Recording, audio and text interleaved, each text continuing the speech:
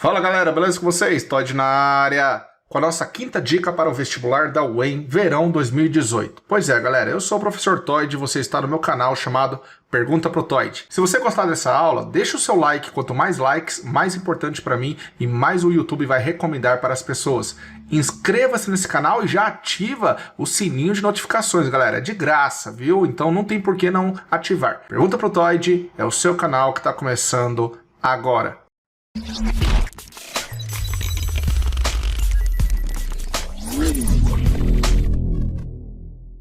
É isso aí galera, então nós vamos começar a nossa dica número 5. Acompanhe as outras dicas 1, 2, 3 e 4, porque são pré-requisitos importantes para outras videoaulas, ok?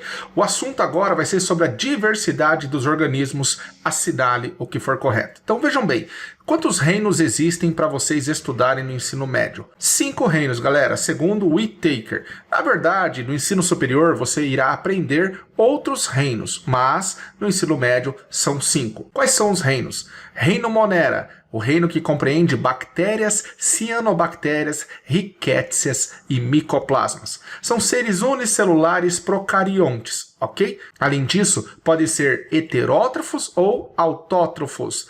A parede celular das bactérias apresenta uma composição chamada de peptídeo-glicano, e essa parede celular pode então classificar a bactéria em gram-positiva ou gram-negativa. Gram-positiva assume uma coloração roxa quando adicionado um corante, gram-negativa assume uma coloração rosa.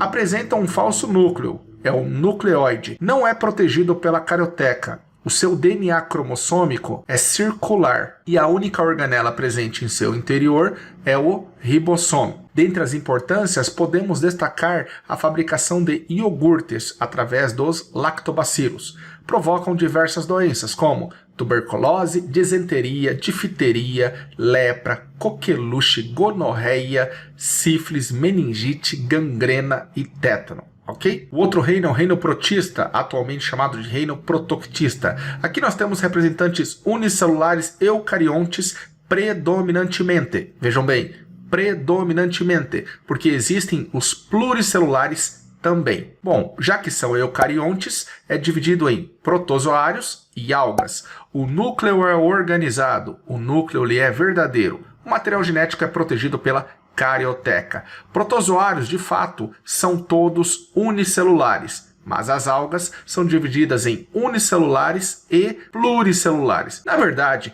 as algas pluricelulares, no passado, pertenciam ao reino vegetal. Atualmente, foram inseridas no reino protista, transformando em reino protoctista. Os protozoários são heterótrofos por ingestão. Já as algas são autótrofas em sua maioria, fotossintetizantes. Por que eu disse em sua maioria? Porque uma alga especial chamada euglena, ela pode ser mixotrofa. O que quer dizer? Ela pode ser também heterótrofa, ok? O reino fungi, galera, é um reino que compreende os seres uni- e pluricelulares eucariontes. Estou falando dos cogumelos, orelhas de pau, leveduras. Quando você faz um estrogonofe e pensa no champignon, está falando do reino fungi. São unicelulares e pluricelulares eucariontes. Unicelulares temos a levedura, pluricelulares temos os cogumelos e orelha de pau. São eucariontes porque o material genético é envolvido pela carioteca. A parede celular da célula é feita de quitina, a reserva é glicogênio, são aclorofilados, decompositores, heterótrofos por absorção. Células tubulosas são chamadas de hifas e o conjunto delas dá origem ao micélio. Reino Animalia, formado por seres pluricelulares eucariontes. Temos os mamíferos como representantes. Não devemos esquecer dos poríferos, quinidários, plateumintos, nematelmintos, moluscos, anelídeos, artrópodos, equinodermatos e os cordados, ok? Onde o mamífero está presente. São seres heterótrofos por ingestão. Reino plante ou reino vegetal compreende evidentemente as plantas, briófitas, pteridófitas, gimnospermas e angiospermas. São pluricelulares eucariontes, fotossintetizantes, reservam amido, apresentam alternância de geração. Sobre as questões reprodutivas, a reprodução pode ser dividida em sexuada gâmica e assexuada agâmica. A reprodução assexuada agâmica mais famosa é chamada de cisciparidade ou bipartição, também conhecida por divisão binária e realizada por seres unicelulares. Dentre os ciclos de vida, nós temos o ciclo haplobionte-aplonte. O ciclo haplobionte-aplonte é o ciclo cujo indivíduo ele é simples e passa a maior parte da sua vida na porção haploide, na fase haploide. Por mitose dá origem a gametas, que ocorre fecundação formando o zigoto. Como o zigoto ele é diploide, sofre uma meiose para virar um organismo haploide. Portanto, a meiose ela é chamada de meiose zigótica. E aqui nós temos fungos e algas que participam desse ciclo de vida. Já o ciclo haplobionte-diplonte, o ser simples passa a maior parte de sua vida na fase diploide, ok? Falando em diploide, para formar gametas ocorre por meiose. Então, diploide formando gameta por meiose. Os gametas se fundem, dando origem ao zigoto, que também é diploide, que por mitose, nesse caso, cresce no organismo diploide. Estou falando que a meiose é gamética e ocorre em protozoários, bem como os animais. Já o ciclo haplodiplobionte tem a ver com alternância de geração, ou metagênese. O indivíduo gametófito é haploide, realiza mitose, formando o gameta, que é haploide. Os gametas se fundem, dando origem ao zigoto e crescendo no indivíduo diploide, chamado de esporófito. Então, vestibulando, gametófito é haploide, esporófito é diploide. O esporófito realiza a meiose, formando esporos, que dá continuidade no gametófito, fechando o ciclo haplo-diplo-bionte. A meiose aqui é chamada de meiose espórica e ocorre em plantas e algas. O ciclo haplodiplobionte, como já foi falado, é chamado de alternância de geração ou metagênese. As algas, grupo importante para resolver a questão. Quem são as algas? Seres fotossintetizantes pertencentes atualmente ao reino protoctista. Dentre as características das algas, temos que elas são talófitas, ou seja, não formam tecido verdadeiro como as plantas, que são cormófitas, apresentam uma diversidade nos pigmentos fotossintéticos e são eucariontes, com núcleo organizado, núcleo verdadeiro. Não vamos deixar de lembrar que pode ter algas unicelulares, bem como pluricelulares. Dentre os grupos de algas que nós vamos classificar, temos clorófita, rodófita, feófita, euglenófita, crisófita e pirrófita. Atualmente existe uma classificação mais moderna. Entre a clorófita e a rodófita, eu colocaria a carófita. A crisófita eu iria desmembrar em dois grupos. O grupo da crisófita mesmo e o grupo das bacilariófitas, onde tem a diatomácea. Já as pirrófitas, atualmente chamamos de dinófitas, são os dinoflagelados. Clorófita, algas verdes, representado pela alface do mar.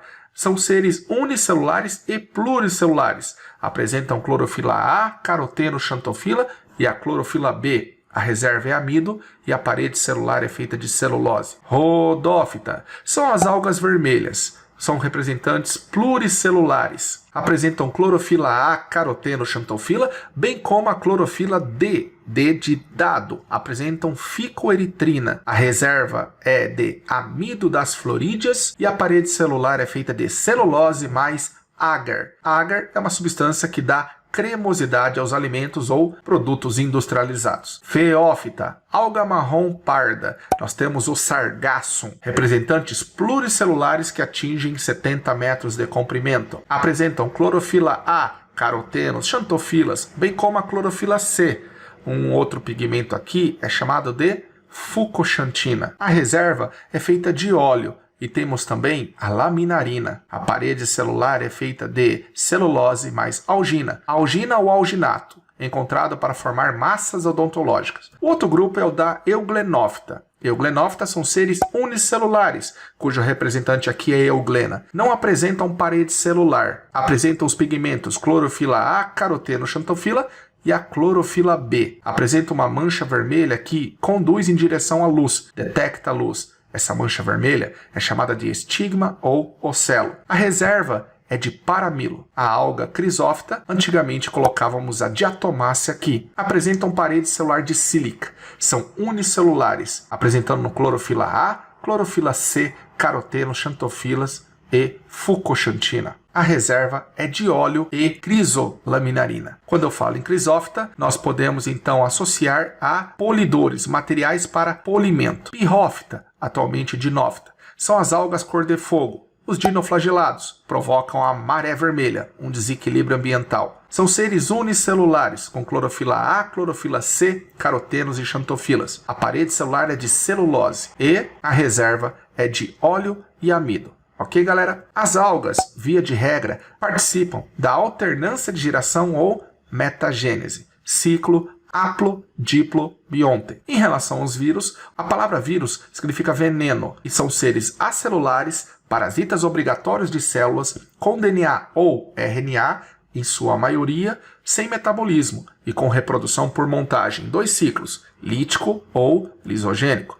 O vírus mais famoso aqui, o nosso organismo, o modelo, é o bacteriófago, formado por capsídio, cauda e fibras da cauda. Atenção ao capsídio, pois ele é feito de proteínas e em seu interior nós encontramos o material genético. Classificação dos vírus pode ser de acordo com o material genético. Se tiver DNA, adenovírus. Se tiver RNA, ribovírus. Se tiver RNA mais uma enzima transcriptase reversa, nós temos o retrovírus. Uma outra classificação está de acordo com o envelope que circunda por fora o capsídio. Estou falando de vírus envelopados e vírus não envelopados. Gripe é uma doença provocada por um vírus chamado de influenza vírus. Influenza, a transmissão ocorre por secreções respiratórias e ocorre basicamente febre e mal-estar. Já a dengue é provocada por um vírus chamado de flavivírus. Existem 4 tipos. Também é um arbovírus. O que seria um arbovírus? Todo vírus que depende de um artrópodo para ser transmitido. Estou falando do mosquito Aedes aegypti. Além do que, provoca febre e mal-estar. AIDS, síndrome da imunodeficiência adquirida, provocada por um vírus chamado HIV, vírus da imunodeficiência humana. A baixa imunidade da pessoa compromete o linfócito T4, que é um glóbulo branco, e a pessoa morre das doenças oportunistas. A transmissão ocorre por secreções diversas, como sangue, leite materno e sêmen, esperma. A maioria das vezes, a contaminação ocorre por relação sexual sem a presença de preservativos. Vamos fazer a questão então. 01. Os fungos apresentam celulose como constituinte básico da parede celular? Não, galera, é quitina. 2. As algas são representadas por organismos uni- ou pluricelulares que ocupam diversos ambientes, sendo o tipo de pigmento importante para a taxonomia desse grupo. 02 correta, pessoal, marca aí. 4. As bactérias se reproduzem assexuadamente por conjugação bacteriana? Na verdade, a conjugação bacteriana nem é mais considerada uma reprodução, mas se assim o fosse, seria uma reprodução sexuada e não assexuada. 04 falsa.